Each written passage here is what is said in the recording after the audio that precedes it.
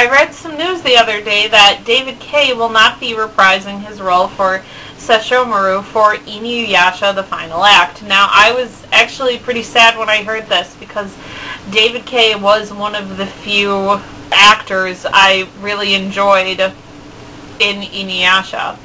Like, I liked Kelly Sheridan, and I liked Kirby Maru. So Willow Johnson as Kikyo is okay. Paul Dubson, or however you say his name, is really a pretty awesome Naraku. And the lady who played Kagura did a pretty cool job. But really, like, when I watch InuYasha, and I do watch it, I am a fan of that series. I have 4 of the seasons on DVD.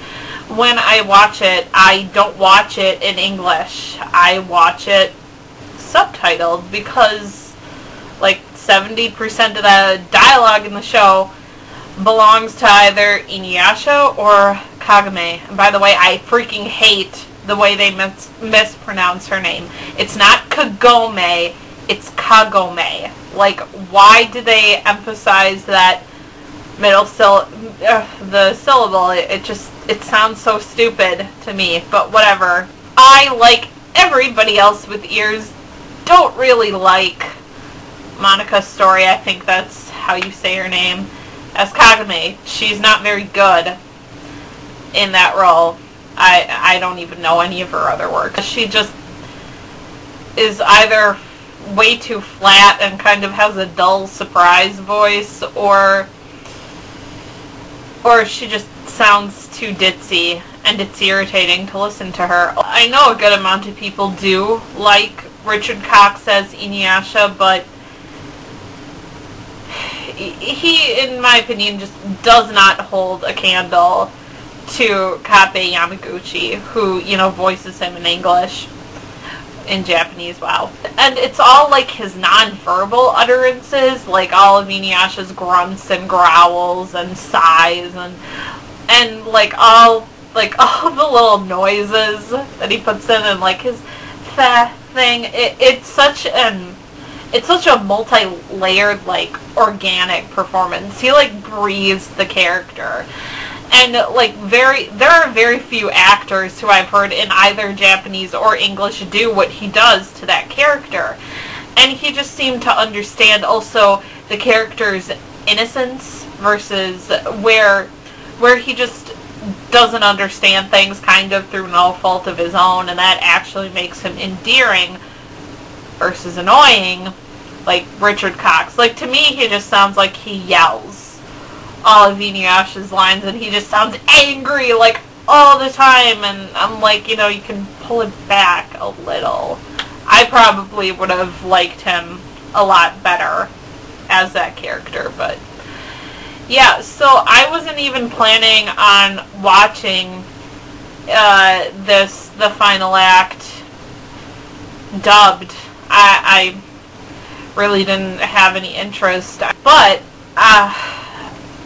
if there is like the thought that really Moneca Stori hasn't done anything since she was Kagome, so maybe happily she won't reprise her role either.